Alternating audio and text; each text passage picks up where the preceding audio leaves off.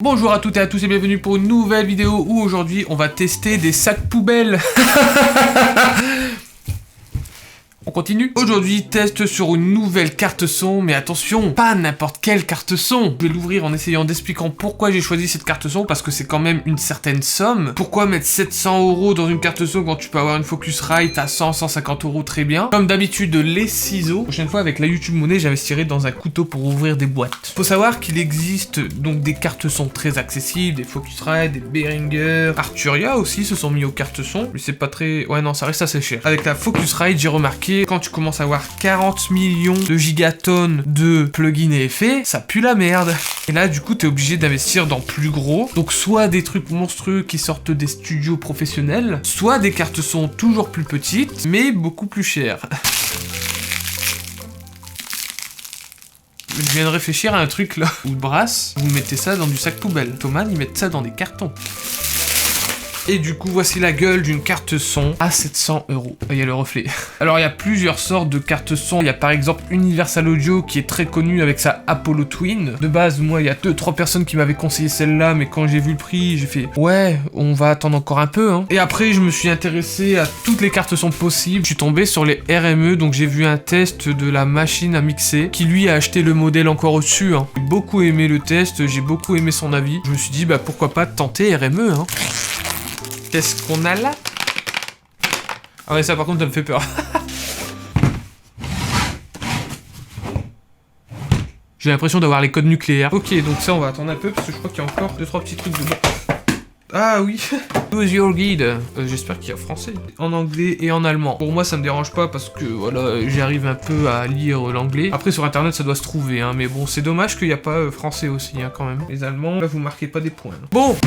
Les codes nucléaires. Ah ouais, c'est propre. Hein. Là, on a la Babyface. Putain, elle est petite. Je la voyais plus grande. Hein. On va la mettre de côté pour l'instant. On va regarder parce qu'il y a du câble. Ah, alors c'est lui qui faisait du bruit. Oh, c'est en USB-C. J'espère que ça va passer. Est-ce que c'est du Thunderbolt? C'est pas écrit. Si c'est en Thunderbolt, c'est trop bien. Non, c'est pas écrit. Ah oui, alors le câble, vous allez voir, c'est un angle. Je vais faire un gros zoom dessus. Ça risque d'être dégueulasse. Ensuite, on a le câble USB. Alors si, on peut le brancher du coup en USB-C ou en USB. En plus, les câbles, ils ont l'air solides. Hein. Et ça, c'est le câble MIDI. Par contre, la boîte, c'est grave cool, franchement. Pour l'instant, c'est incroyable. La carte son, elle fait son poids, hein. Messieurs, dames, je vous présente la Babyface Pro FS. C'est grave beau. Niveau qualité, ça sort de l'armée, hein. Alors déjà, pourquoi cette carte son et pas une autre? Il y a deux grosses marques qui ressortent beaucoup. Donc il y a bien sûr RME, qui est une marque très utilisée, et Universal Audio, qui est un peu plus connue. Quand je demandais un peu à droite à gauche des conseils sur les cartes son, moi on me disait beaucoup, va chez Universal Audio, tu vas voir, c'est incroyable. Après, je me suis renseigné de mon côté, et je vous avoue qu'il y a des avantages qui, moi, sont plutôt des inconvénients si je partais chez Universal Audio. Par exemple, en effet, vous pouvez avoir 0 latence en utilisant des plugins et des effets, mais seulement avec les plugins et les effets de Universal Audio. C'est-à-dire, très bien, vous allez utiliser l'autotune de Universal Audio, par exemple, vous allez avoir 0 latence, parce qu'il y a des processeurs intégrés dans la carte son, qui fait que quand vous utilisez des logiciels de musique, les processeurs de la carte son vont s'occuper des logiciels de musique. Comme ça, votre processeur de PC, lui, il peut faire autre chose. Mais par contre, si vous utilisez un autre autotune d'une autre marque, et ben là,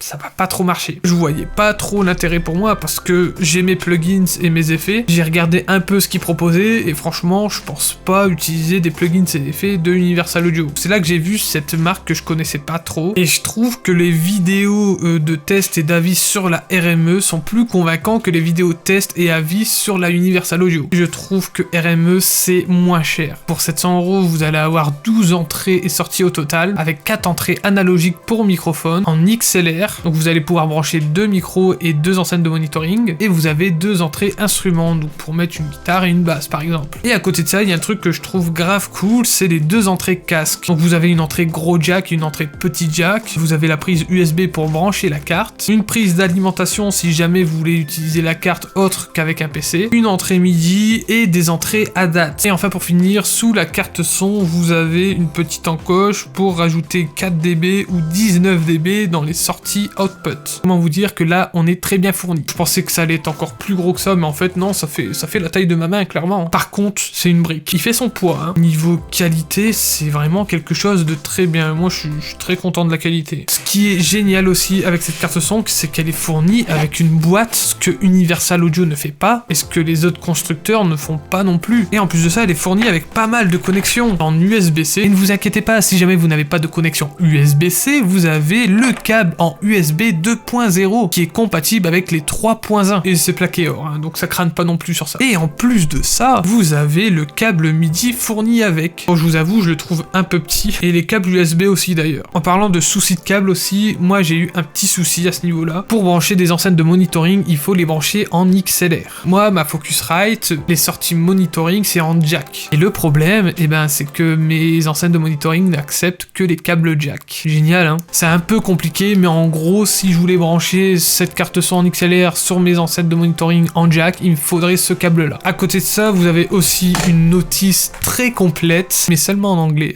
Et en allemand. Faut savoir qu'il y a des tutos sur YouTube qui expliquent comment fonctionne la carte son, comment fonctionne le logiciel qui est fourni avec. Et justement, le logiciel, parlons-en. Ce logiciel s'appelle Total Mix FX et apparemment, c'est le plus fiable logiciel de carte son de notre monde. Moi, j'ai mis, on va dire, 2-3 heures à configurer la carte son, en sachant que j'aime bien prendre mon temps et j'aime bien tout comprendre. Et là, RME, ils ont été très forts. Parce que, en gros, vous avez carrément des tutoriels en français qui vous expliquent étape par étape comment fonctionne le logiciel. Donc pour ceux qui vont acheter cette carte son, là vous n'avez pas de questions à poser normalement. Moi j'ai réussi à tout faire avec ces tutos là. Je les mettrai en description et du coup la carte est configurée, tout fonctionne correctement. Mais une dernière question se pose. Est-ce que cette carte son fonctionne mieux qu'une Focusrite à 150 €? Le son est beaucoup plus puissant qu'une Focusrite 2i2. Vos enceintes vont cracher, ils vont en prendre plein la gueule. Et franchement, tu sens la différence de son entre les deux. Il faut la carte son en elle-même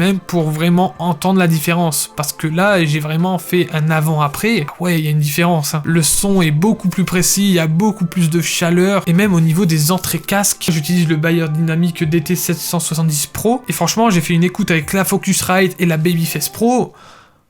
Ah ouais, ça rigole pas. Tu sens que c'est plus péchu, il y a quelque chose en plus avec cette carte son. Donc si vous cherchez vraiment quelque chose de très bon niveau qualité son, mettre le prix dans une carte son, ça vaut le coup. Ensuite, niveau latence. Là, on est sur quelque chose d'incroyable. Faut savoir qu'avec le logiciel Total Mix, vous avez 0 latence. Donc on revient sur le logiciel Total Mix FX. Je vous l'ai pas dit, mais en gros, ça va servir à gérer vos entrées et vos sorties de votre carte son par rapport à votre PC. J'ai testé le micro, j'ai testé mes guitares, la basse, il n'y a pas de latence. Quand vous passez sur un logiciel comme Cubase, je vous montre la latence de la Focusrite quand le buffer est à 64, et voici la latence de la Babyface Pro à 64 aussi. Ouais, on est sur 1 milliseconde. Je peux vous assurer que la différence, moi je l'ai entendu, surtout quand j'ai joué avec mon clavier maître. Alors quand vous allez utiliser plusieurs VST, il y aura un peu plus de latence, mais ça sera extrêmement faible. Et du coup, ouais, la carte son, elle est chère, c'est un investissement, et personnellement, je suis pas du tout déçu. Et pour finir, sur un point positif, qui là, j'étais vraiment content, comparé à la Focusrite 2i2, tu vas sur le site RME, tu vas sur l'onglet, ça se télécharge, c'est installé, hop, c'est fini. Il n'y a pas de compte à créer, il n'y a pas de numéro de série à enregistrer. Donc voilà, donc pour les prochaines vidéos, ça sera avec ça que je vais m'enregistrer. C'est la fin de cette vidéo, donc j'espère que vous aurez aimé cette vidéo, que vous avez découvert une nouvelle marque grâce à cette vidéo, parce que moi, personnellement, RME, je connaissais de nom, mais je savais même pas que c'était une marque de carte son. Si vous avez aimé cette vidéo, n'hésitez pas à mettre un pouce bleu, n'hésitez pas à vous abonner si vous n'êtes pas abonné pour voir d'autres tests et d'autres projets musique qui vont arriver par la suite. N'hésitez pas aussi à me suivre sur Instagram où je suis très actif. En attendant, moi j'en ai fini avec cette vidéo, j'en ai fini avec vous, je vous dis donc à bientôt, bisous.